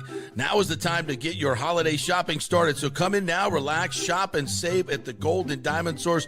We love Julie and Steve Weintraub, great local philanthropists, and you can find them at 3800 Olmerton Road in Clearwater, where you'll always find the perfect gift, only at the Golden Diamond Source. Welcome to Kingmakers, home of the JP Peterson Show studio and Tampa's premier business networking and social club for members only. By day, it's an exclusive, vibrant co-working space with a stylish conference room, focus rooms, a full production studio, and an in-house marketing team. And by night, Kingmakers transforms into a sports-centric social hub with a full sports bar, golf simulator, and exclusive events. For young entrepreneurs and seasoned professionals, it's the perfect place to work hard, play hard, and make big moves in Midtown Tampa. Close the deal, celebrate the win. Only at Kingmakers. Become a member today at kingmakerstampa.com. Your business, your club. JP here for the Jeeves Law Group and my man Scott Jeeves, who lives right here and has long been a highly respected member of our community. He's a proud sponsor of the Tampa Riverwalk. Jeeves Law Group is also a proud sponsor of our Grand Central District in St. Pete and has neighborhood events throughout the year. He has an office on Central Avenue in St. Pete and one on South Howard in Tampa. You can't get more local than that. So when you need an attorney, you're going to hire some huge firm that advertises all over the state or the one that supports your favorite sports show. It's the Jeeves Law Group. We're local, we're trusted, and we get results. For personal injury and personal attention, call us for a free case evaluation. That's 8889-JEEVES. That's 8889-JEEVES. With this record heat in Tampa Bay, you better have your AC unit running at peak efficiency. Third Generation Plumbing installs the best American standard AC units. Our split systems offer the highest efficiency available while reducing energy bills and maximizing comfort. That's why Third Generation Plumbing trusts American standard air conditioning, built to last, made to perform. Whether it's a new install or an emergency repair, our family-owned team brings 3 generations of trusted service to your home, now with the unmatched reliability of American Standard. Plumbing or cooling, we've got Tampa covered. Call Third Generation Plumbing today, 813-961-8024, or go to thirdgenerationplumbing.com. And we also do AC. Ciao, Paolo Tini here, owner of Caffè Paradiso, voted number 3 People's Choice Award on Open Table. I want to thank all our loyal family of customers that have been enjoying our great traditional Italian dishes we make from scratch every day. It's a great family story we're proud of. Our family moved from Rimini, Italy in 1984. My dad, Caesar, started Donatello, and that's where I got the start in the restaurant business. I started Caffè Paradiso on South McDill in 1995, and we've been there ever since. From our traditional ossobuco, a veal slow roast for 4 hours, to our daily fresh catch, the Gruppo Paradiso, with a piccata sauce and lobster claw meat, homemade pasta like lasagna, farfalle salchicha, which is a bow tie pasta homemade with fresh sausage. Hold on a minute, JP's favorite. I love it. So come and have a glass of wine with me on South McDill. Get a reservation on Open Table and see all our 5-star reviews. Ciao, see you soon at Paradiso. Let's go. Right now, back to the show on FanStream Sports. All right, welcome back to the JP Peterson Show, brought to you by the great folks at the Jeeves Law Group, JEEVES lawgroup.com. They are local, they are trusted, and they get results. Get your free case evaluation from the Jeeves Law Group. Go to the website, jeeveslawgroup.com, or give them a call and tell them JP sent ya. All right, let's talk some college football, shall we? We got big game coming up this weekend as number 18, USF, should have been higher, takes on, where's Miami now? They are, I think they might be 5 or 6 now. But very interesting game coming up. I went back and watched the entire USF Florida game last night because I just couldn't stand watching baseball. Sorry. And I said this on Monday, and I'll reiterate it now. USF is a really good football team. And by the way, the 17.5 to Miami, jeez, old Pete's, you got to be joking. You weren't smart enough to take USF last week against Florida. They were 18.5-point underdogs and won the game outright. Please don't make that mistake twice in a row. This is a football team that is completely different than anything we've seen at USF in quite some time, because defensively they brought in some bigger players. They have 33 seniors on this roster. They finally have some beef up front defensively and some depth, which makes it which allows these the linebackers they have, Jalen Schuler and Harrison, these guys to just get after it. And their secondary, I mean, they were just knocking Florida down and out time and time again. Same thing they did to Boise State. It's no joke. And Byron Brown, listen, Byron Brown is a legitimate high school candidate, a Heisman candidate. He's not the best thrower of the football, but man, he can do a lot of different things. He's an outstanding runner. I mean, he combined for over 320 yards against Florida. And that's a damn good defense. 263 yards passing, and I think Florida is better than people think. I think they got to go to LSU this weekend. That's a huge game, and I know everybody has Napier fired for John Gruden. How about that? Which I thought I thought Gruden was a good fit there, and people are talking about Gruden there. Although Brad Johnson kind of talked me off that ledge when we asked Brad, and he knows John and talked to John a lot during this the Bucs thing they had the other night. He said he kind of downplayed it and thought he wants a pro job. And I've heard, he's evidently said on Barstool that he wants a college job. Yeah. But Brad kind of said the opposite. So I don't know. And I don't know if John would be a great fit in college. He doesn't tolerate young. That's a whole nother discussion. His patience would wear very thin in this day and age, I think. I don't see it. But then again, if he feels like he's not going to get it, if the NFL's not going to let him back in, and I still don't know what the situation is there's a lot of legalities to his lawsuit. Did he get assurances that he's going to be able to get another job? I don't know. But he seems to be very much in demand.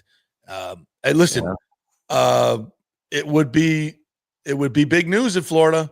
They would get a ton of splash. They would get, I think recruiting would pick up, although Napier's done a great job in recruiting. But I think it would be interesting. But anyway, this is about USF and where they are right now. And I think this was a monumental victory on so many levels. To go into Florida, who had, I believe, 50 some 4-star and above recruits. Okay. USF had seven 4-star recruits, 4-star. Whereas Florida had 4-star and 5-star over 50. And I think this week it's with Miami. Miami has 45 4- and 5-star players to USF 7. And this just speaks to what Golish has been able to do, what he's instilled. It's a really good piece on CBS Sports. I just retweeted it. And he talked about the first thing he thought about after the big win. He wanted to find his family. He wanted to find his family and hug his wife and his kids, because, they'd have so many lonely nights and they sacrifice so much for these college coaches. And that's true, because these guys move around and have to move around all the time. And it's the wife that really has to pick up all the pieces and do all the stuff and the really heavy lifting, and spends a lot of lonely nights. So I thought that was really cool that he mentioned that. Just the physicality. And by the way, watching Napier melt down at the end of the game, how do you not call timeout at the 2-minute mark when USF gets into field goal range? They cross the 20 with a minute 57 left. And he's got timeouts. And he just lets it all fall. He could have saved. Now listen, Byron Brown gets a first down late in this drive with his legs, which I don't know. If you were using your timeouts and there's a little bit more desperation, does that happen? I don't know.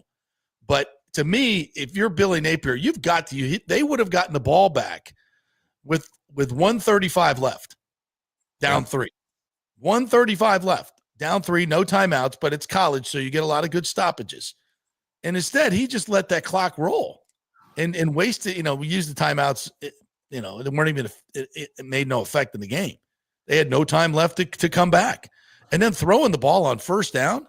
throwing the ball on first down in that one when you had the lead. And if Santiago tries the 58-yarder, it comes up a couple yards short. So you get great field position. And and I don't know if Lagway checked to this out pattern that he missed on, but that can be, you can't have a check there. If he did, and Napier, I don't care. You cannot throw the ball in that situation. And by the way, you've been running the ball pretty damn well all game long, especially the first drive. A ball was getting 10 yards, 12 yards, 15 yards. They were running at will. And all they needed to do was get a couple of first downs and the game was over, or at least run a little clock time. And they did neither. It was brutal. And I mean, 11 penalties, and some came at the worst time. Two touchdowns coming off the board early on. It's just a really undisciplined game by the Gators, and terrible clock management. And Napier, and he's done a lot of good stuff, but he is not a good game coach. And at some point, it's going to cease to be his team. And then what happens? Do they get out quick? Do they fire him soon so they know who's coming in and he can start recruiting? By the way, word is Golish DM'd all the Gator recruits right after the game and asked them if they enjoyed the game. Golish has got an edge to him. Wait, are you allowed to do that? You can't do that. Oh yeah, they're still recruits. They're not. Nobody's like they're just okay, commits. these aren't okay. All right, these are commits at this point. So not until December or until they sign, they're still fair game. So pretty yeah, ballsy, absolutely. Man. He's got a little Lane Kiffin in him. Ain't no doubt about that. Golish has got a little Lane Kiffin in him. He's got a little edge to him, and I like that. And so this is a great story. And when you look about it, they look at and you can hear Golish talk. He was on with CBS Sports guys after the game. He did a nice 12-minute piece. You can find it on YouTube. And he talked about this. He said, we got a $22 million football-only facility, and it's fantastic. It's awesome. They have the indoor facility. And now they're building this $400 million on-campus stadium, which is going to be like absolutely tailored to college football. Its own student section with a DJ booth. I mean, right. It's going to be awesome. It's not going to be, a $2 billion stadium, but it's going to be exactly what they need. So yeah, there's a lot of great stuff going on at USF, and this week is a huge week for them to go to Miami and win. And I give them a shot to win this game. They're a good football team with a dominant quarterback, with a dominant Heisman level quarterback. And he's another great story. 0 offers coming out of high school because he was about 6'2", 190 pounds and very raw. Right. But had a great year a couple of years ago, put on 25 pounds of muscle, and is now, looks like freaking Cam Newton. And he made some spectacular plays in that game, spectacular escapes where he looked like he was dead to rights. And he's just hard to bring down. So when you got all this going for you, this is just not some fluky team on a run. USF's a really good football team. And so, yeah, can they beat Miami? We'll see. But if they come out of this 2-1 and they go into this, I'm going to say this, Alex Golish, and you may not like this because when you came on my show and I said, conference championship or bust, and he's like, we trust the process. I don't want to, and that's what he should say. Absolutely 100%. Because if you don't get there, then, you're a bust, right? So, and I get that, but these 2 wins also now put the pressure on you. You can't lose to freaking Rice. You can't lose to Temple. You can't lose in the American. You just can't. Not with this team. If you remain relatively healthy coming out of this, you're going to be expected now, and that's part of this deal. Once you get these big wins and you show how good of a football team you are, you got to keep that level up. And for me, maybe you can afford 1 loss on the road, maybe at Memphis, something like that. Make it to the championship game, win that, get into the playoff. I think that's still a pathway. Even if you lose to Miami this week, if you get into the championship game of the American, you win it. And you're what? So what does that make you? 11-1, 10-2 in the regular season, 11-2 after the conference game. Yeah. Right. I think you're the group of 6. I think you're the representative. If you beat Florida at Florida, I think Florida's going to end up with maybe a 500 or maybe a 500 record in the SEC, and they're going to be a ranked team in the top 25, and that's going to be a great win, even at the end of the year. I don't think Florida, unless the Gators just give up, unless Napier gets fired and they just give up, which is, we've seen teams do that, FSU last year. But this is still a very talented Florida team. I expect them to play well this week at LSU. I could be wrong. There may be some dissension there. I don't know, but I expect them to go play well at LSU, but we'll see. Boy, Your thoughts? It's going to be a fun rest of the way, right, for USF. I mean, for sure. And I don't know how fun it's going to be for Florida. It's going to be fun to watch Florida, but I don't know, man. Yeah. We talked about it before the season started, with Florida. Like how long before Napier is on the hot seat, right? And I didn't think it would be this soon, but at some point there's got to be a discussion, right? Like they're already having it. I mean, but are the right people already having? I know that we're having it, but are the right people having that discussion already? Well, at this point last year or midseason, Scott Strickland, their AD, came out and gave him the vote of confidence, which was actually a real vote of confidence. And they finished strong. And, I thought, okay, he might be the guy. But I think piling on because you lost to USF is a little misguided because I think USF is a really good football team. That said, is this year 4 for Napier? Year 4? You can't be losing at home to USF. Right. You can't. I understand USF is a good team, but Florida is supposed to be better. That's their heritage. That's their history. They're Florida, for God's sake. I mean, come on.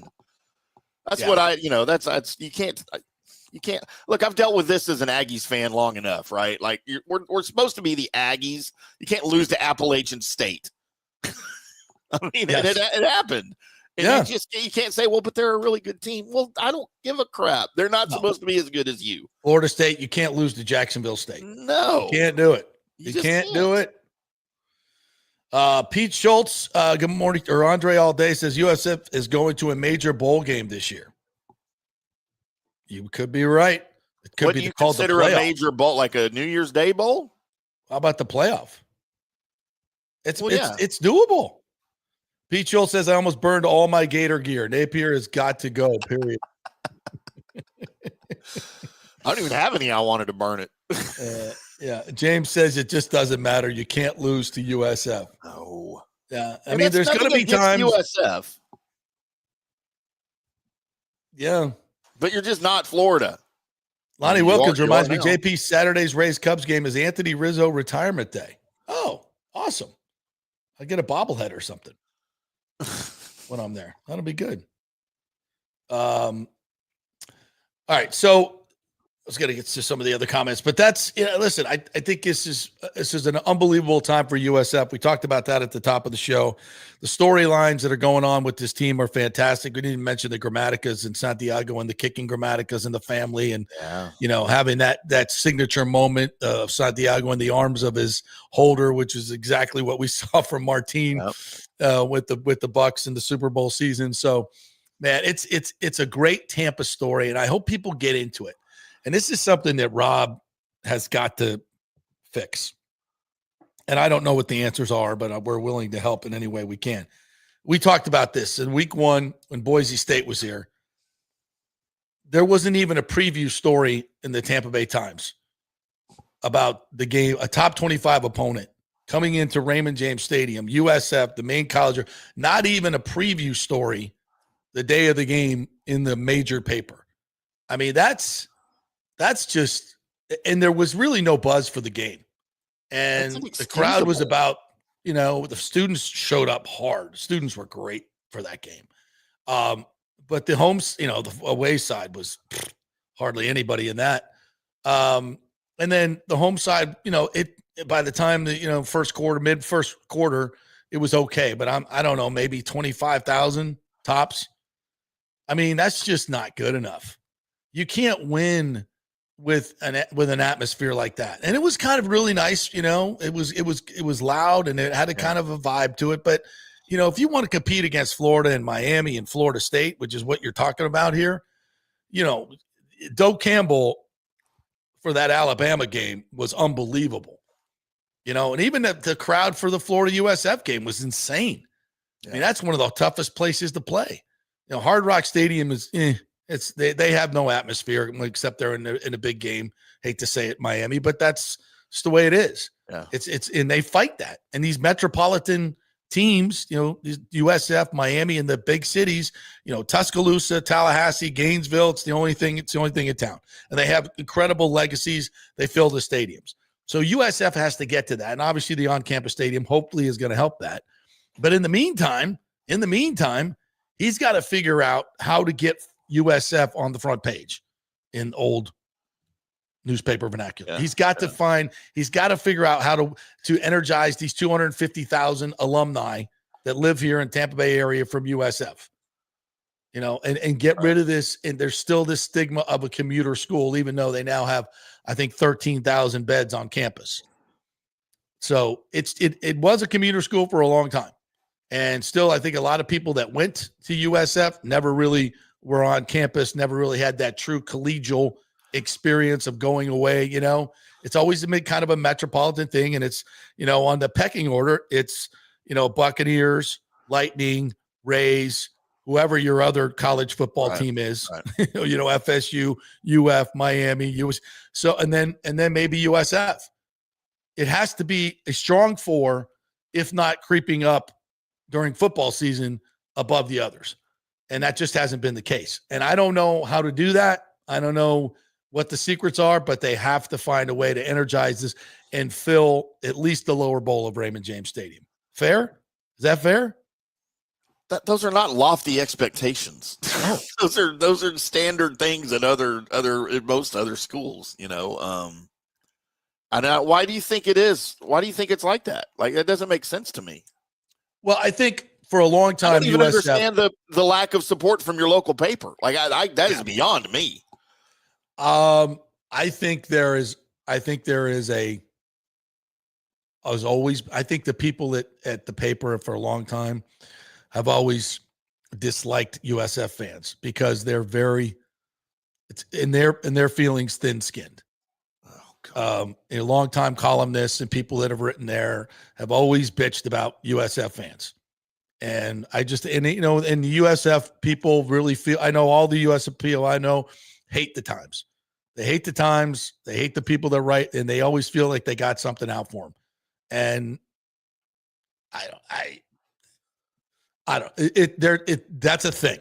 That is a thing. There's no question about it. And there's no room for that in journalism. No, there's not. There's not. It's complicated. There's Jim Levitt's involved and just a lot of things that have been written in the paper and comments and editorials. It's not a good relationship and never has been with USF and the Times. So that's one thing. That's one issue. And to have no preview story the day of is just really unconscionable. So there's that. And I don't know, I don't know how you fix that, to be honest with you. I don't know how much longer the Times is going to be in business, frankly. But it's weird now because media is so fractured. It's so fractured. Not a lot of people don't watch local news anymore. The numbers are down dramatically. The local radio station, are 20th in the market. There used to be two papers. Now there's one, and their sports section is behind a paywall. So it's, people don't read that for the most part. So it's a lot of fragment. It's a lot of podcasts like mine and Rick Stroud's and the Pewter Report and all these. We do really well, but there's no, you could say, well, let's go here and we'll get lots of coverage, or let's go here and we'll get lots of coverage. There's no main media source here in Tampa Bay that people really go to. And I think that's part of the problem. I mean, and if there was, you could just flood that and you'd get a lot of buzz. So now you got to hit all these different areas. You got to figure out social media. You got to get it on, get it on local TV and every local TV station, even if their audience are fractionalized. Get on the JP Peterson Show. Get on the Rick Stroud. Get on these podcasts. So there's a lot you got to do. You used to be able to, send out a press release. All four stations show up. The two papers show up, and it was easy. You get buzz. Now it's not easy. It's a conglomeration. So luckily, Rob Higgins is a really smart guy and way smarter than me, and he can figure out the algorithm and what. But that has to be a thing. They've got to be able to get some buzz, whether it's outdoor advertising, guerrilla marketing, whatever it is. They got to get some buzz going. And they have a team right now that you can really wrap your arms around. I mean, this is a time, if there was ever a time to market something, but then you look at USF's home schedule the rest of the way. I'll call it up here, or if you want to call it up and beat me to it. I just know this, it's not full of blue blood programs, which is part of the problem. Right. So, all right. So they're at Miami. Then they have South Carolina State coming into town, HBCU school. Yep. Then they have Charlotte. Not exactly a blue blood. By the way, they're going to be right in my backyard on October 10th. I may go to that game, JP. Where's that? For North Texas? University of North Texas, right in my backyard here in Denton. Yeah. Yeah. Well, go support the Bulls. Support the Bulls. By the way, this week's game is 4:30 on the CW. USF at Miami is on the CW. It's on CW at 4:30 Eastern. Correct. Nothing says college football like the CW at 4:30 on a Saturday. How the hell did that work out? The hell is the CW? That still exists. We're going to interrupt live coverage for this, right? Is that because in their live on that time, and they're the only ones that cover live, right? I don't know. What is CW? Is that 44 here? I think I should know. Sorry about that. It's 33 here, but so then they got Charlotte. That's Flashback Friday. It's a Friday night game at 7:00. Friday night at 7:00. Charlotte is their next. South Carolina State's their next home game, and that's September 20th at noon. A noon game in September. That's going to be brutal. That's going to be brutal. If this is scheduled for television, we can't have football games in Florida in September at noon. Stop it. You can't. I mean, seriously, we can't do this. Well, when can you play it? It's a college game. Night, 7:00. You're going to go against all the national games and not get anybody watching it? Yeah, but it's like this a health thing. People are going to die. I know. They play noon. They played noon games, 11 a.m. games here at SMU. Brutal. It's freaking hot, man. Buy a dome. October 3rd, it's a Friday night game at home against Charlotte. Then October 10th, they're at North Texas. Yeah. Tim will be there with his buddies. Yeah. Probably drunk. All 12 of them. Then they got FAU. Homecoming is October 18th. TBA on the time. Florida FAU. So we got South Carolina State, Charlotte, FAU, then at Memphis, then UTSA at home, then at Navy, then at UAB, and then home against Rice. So, I mean, There ain't no blue bloods coming in here that you looking on the schedule and go, oh, we got to go see that game. Or they're going to bring a lot of fans, the other team. No, it's up to USF fans to fill the lower bowl. That's all we're asking. So let's do that. All right, let's take a break. We got to get our last break in, and then I want to get to this top 25 nonsense and this girl that didn't even vote USF in the top 25 and move Florida up. Like, what are we doing? What are we doing? That's why girls can't do things, JP. I knew that was coming. Hey, we are brought to you by the great folks at OnsiteConstructionFL.com. Go to the website, see all their great work and their 5-star reviews. If you need a contractor, or you may need one if you get hurricane damage, make sure you're on the preferred client list. You can do that by going to OnsiteConstructionFL.com, emailing them or calling them. And Jason Fawcett, the owner, will come out and do a free evaluation of your home and what might be possible. So do it, OnsiteConstructionFL.com. Back in 3. JP here for Riveters, our new official sports bar and grill of the JP Peterson Show. And just like our show, no BS, no corporate chain feel, just amazing, authentic folks serving great comfort food in a casual atmosphere at unheard of prices. Riveters is located just south of Raymond James and Steinbrenner Field on Dale Mabry, walking distance to the park, so free parking, great place for pregame and postgame. Let's talk about fresh food. Nothing is frozen. Burgers, wings, prime rib, roasted fresh daily, never frozen. That makes a huge difference. The mahi, the salmon, also super fresh. All our sauces are original recipes made in-house. Our Warhawk chili and fully loaded potato soup is made fresh in-house. It's the best food anywhere, served by people who actually care. Riveters on Dale Mabry, just north of 275, just south of where the Bucs and Rays play. We'll see you there. The Golden Diamond Source is working every day to be your family jeweler. Right now, a $5,000 engagement ring with 0% interest can be yours for just $83. So don't let the holidays sneak up on you this year. Now is the time to get ahead with their in-store layaway. Trade in your old jewelry for cash. Gold has never been higher. The Golden Diamond Source is offering the highest ever trade-in values for your gold and diamond jewelry. Now is the time to get your holiday shopping started. So come in now, relax, shop, and save at the Golden Diamond Source. We love Julie and Steve Weintraub, great local philanthropists, and you can find them at 3800 Olmerton Road in Clearwater, where you'll always find the perfect gift, only at the Golden Diamond Source. Welcome to Kingmakers, home of the JP Peterson Show studio and Tampa's premier business networking and social club for members only. By day, it's an exclusive, vibrant co-working space with a stylish conference room, focus rooms, a full production studio, and an in-house marketing team. And by night, Kingmakers transforms into a sports-centric social hub with a full sports bar, golf simulator, and exclusive events. For young entrepreneurs and seasoned professionals, it's the perfect place to work hard, play hard, and make big moves in Midtown Tampa. Close the deal, celebrate the win. Only at Kingmakers. Become a member today at kingmakerstampa.com. Your business, your club.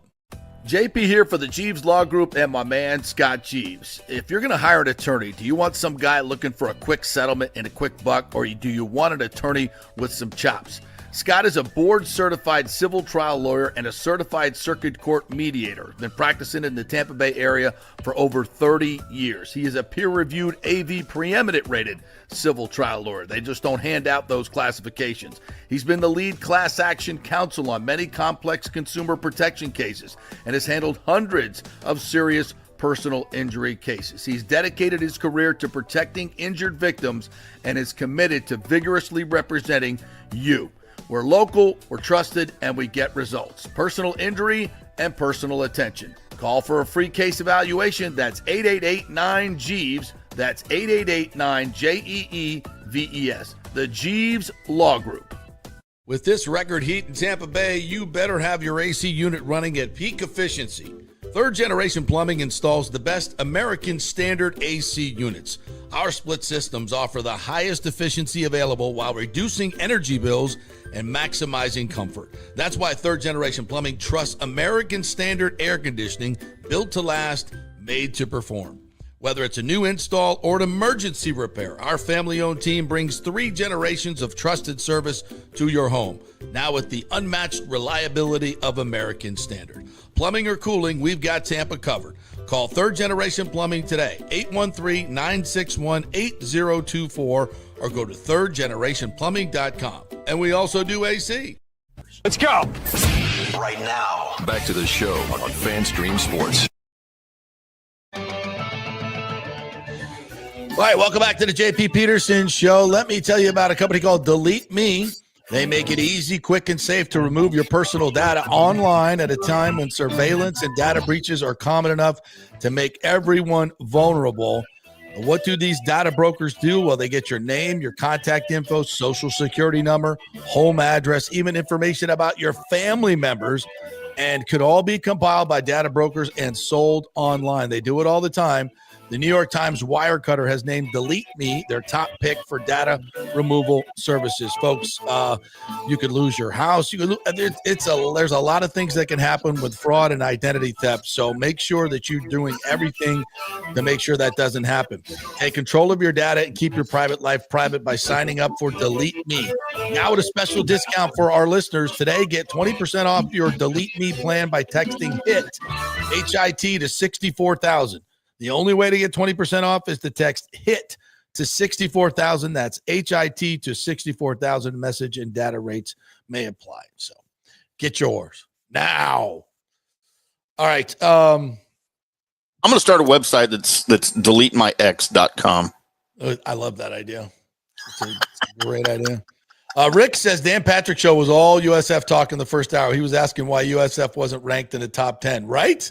Well, and they were, it was, when USF gets popular, all the national shows jump in and they're like, wait, why are they called South Florida? They're not in South Florida. I've always wondered that myself. It all starts up. And so, but now they'll know. Now they'll know where they are. Absolutely. So this is one of the reasons why they're not higher is this young lady, Haley Sawyer, who is a beat writer for the USC Trojans, is on the one of the 60 voters, I believe, for the AP top 20, 25. And she moved Florida up in her poll and did not rank South Florida. And she said, basically, I don't want to give away my process or how I go about these things, but, it's not even that big a deal. There's lots of voters, blah, blah, blah, blah, blah. She really minimized what she did. And first of all, that's a bad defense. If I were your attorney or your media person, I would have said, I made a mistake. I meant to put S Florida and it came out Florida. So, and that would be done with it. Everybody would have given you a pass for that. But when you come out and say, it's not important, I have my process and blah, blah, blah, blah, blah, you look like an idiot. And worse, you look like you don't care and you're not doing your job. Look, believe it or not, I was a top 25 voter back in 1997 when I was working in North Carolina. And it wasn't easy back then to try to keep up with all the stats and numbers, certainly not as easy it is now. I would watch college football final basically at the end of the night, and stay up all the time, no matter what my work job was for that particular day, because I would typically be either anchoring on the weekends. Well, yeah, I was anchoring on the weekends in Greensboro. So, but I would have access to a lot of the game highlights, and I would not only get highlights we show, but I would stay late afterwards, and I would watch all the highlights that came in on our satellite feed. Right. And try to get a feel for who's doing what. And I'd get, 4 or 5 minute highlight packages on our feed. So I took it very seriously. And I think you should. If you're going to agree to do it, you better take some time out or, go to your employer. Because I've heard tons of people making excuses about this girl and, she's a beat reporter, so she's only watching one game. No. That's not how it works. When you agree to do this, you better find a way or figure out a way to put some time aside to look at all the different games and watch as many highlights as you can and read as much as you can. You have a very big personal responsibility. You have a responsibility because these kids are working their ass off. You think these USF kids, how they feel, the coaches who've been busting their ass, freaking 3 times a day, in the heat of the summer, working out all the work that these guys put into it, and you can't take the time to put any effort into this? Anybody listen, I have compassion for anybody who makes mistakes, obviously, which I would hope that she just, did that. Just own it. Yeah, just own it. But to tell me you have a process and you still think Florida's better than USF and you don't even have USF in the poll, and it's not that big a deal, well, you're out of your mind. She should immediately have her vote taken away. And this other guy, Kiki Riley, has Bama 13, University of Florida 14, and FSU 15. How is that possible? What? Alabama. And you still have Alabama written. Florida just lost the USF, and you have them ahead of Florida State? It's not just a lot of these people don't take this very seriously. Not at all. There's plenty of people who will, because clearly this girl is not doing that. She's not. And anybody who's making up excuses that they don't have the time in this day and age with all the information that's available, you can go on YouTube and see highlights of every single one of these games about a half hour after they're done. So I don't want to hear any of that nonsense. Okay. If you agree to do this, you better work it out with your employer, because first of all, it's good for whoever you work for, because people you can put in, if you're doing it the right way, you're putting your ballot out on your platform every day, getting, more pub for your paper, your site, whoever it is you work for. So they better be helping you out. in terms of getting the information and doing it right. Because now y'all look like idiots. And unfortunately, there's going to be a sexist part of this. I get it. That's why this other dude who clearly doesn't take his ballot very seriously either. But yeah, and these things have always been, they're important. Now, they're not like BCS important like they used to be. But yeah, you don't think that the college voters, the coaches, if there's perception of how good teams are, this stuff matters. Pay raises, recruiting, all of these things, your ranking freaking matters, and it matters a lot in college football. So to even say that it doesn't matter that much, you have no idea what you're talking about, and you have no business being a top 25 voter. And if you were a guy, I'd be saying the same damn thing. It has nothing to do with her gender. Yep. But it does, raise an eyebrow. I understand a lot of people don't do things the way they used to. Nobody cares about their job like they used to. I get it. But I'm tired of that. Take it seriously. If you're going to agree to do it, you better take it seriously and have the time to do it. That's all I'm saying. And if you're USF, you should be incredulous that something like this would happen. All right. Thoughts, Timmy? Thoughts? Look, whatever I say is going to be misconstrued, and I'm going to be called sexist, but it's probably not the worst thing I'll be called today. Look, this has nothing to do with her as being a her, right? It has nothing to do with her being a woman. It's about an individual, a person not taking their job seriously, or, as you said, making a simple mistake, which we've all done, right? I've done that in my writing before, and I've got called out, and I'm like, oh, crap, you know what? I overlooked that. It was a mistake. I would love to know what the reason was. I think she should come out and say, well, yeah, here's why I put them this way. Or she should just say, crap, I forgot to put the S in front of Florida. My bad. Hey, thanks for pointing it out, guys. You're absolutely right. That would have been ridiculous. I want to know, because she should have, depending on what the reason, she should have that ability to vote revoked. She should not be allowed to vote. Give it to someone who will take it more seriously. 100%. And the people that are defending it are just, come on now. I know why and what, but it has nothing to do with her gender. And I don't listen. And I do not support people, saying sexist things and terrible things about her personally. No. That's not it. This is just about what she did, how she did it, and the fact that she said it's not that important. I mean, that's ridiculous. That right there, she should have her voting privileges revoked just for saying that. Yeah. Everything is predicated, I know a lot of people on the voting. Yeah, absolutely. All right. By the way, FSU hoops coming to Benchmark International Arena on Black Friday, and they have a new coach in Luke Laux from Clearwater here. Very excited to see this new team. They have a new 6'11" Russian center too, who I saw some video of dunking. That's important. Jalen Carter, no suspension. I wonder why. It could have something to do with how big this game is. Fox going on the road with their pregame show. The Chiefs, or is Eagles. It because he was already serving a one-game suspension when he didn't get to play Thursday? No, doesn't work that way. He was on the field. You get another suspension. But I see both sides of it. I just wrote that piece this morning. I get both sides of it. Well, we got to have everybody there and present because we're going to announce Taylor Swift's doing halftime, right? Good God, please no. Are we doing that? Isn't that why Fox is going to be there? I don't care because I haven't watched a halftime show in probably 15 years. Because I don't understand any of it. I don't know who these people are that they put on at halftime now.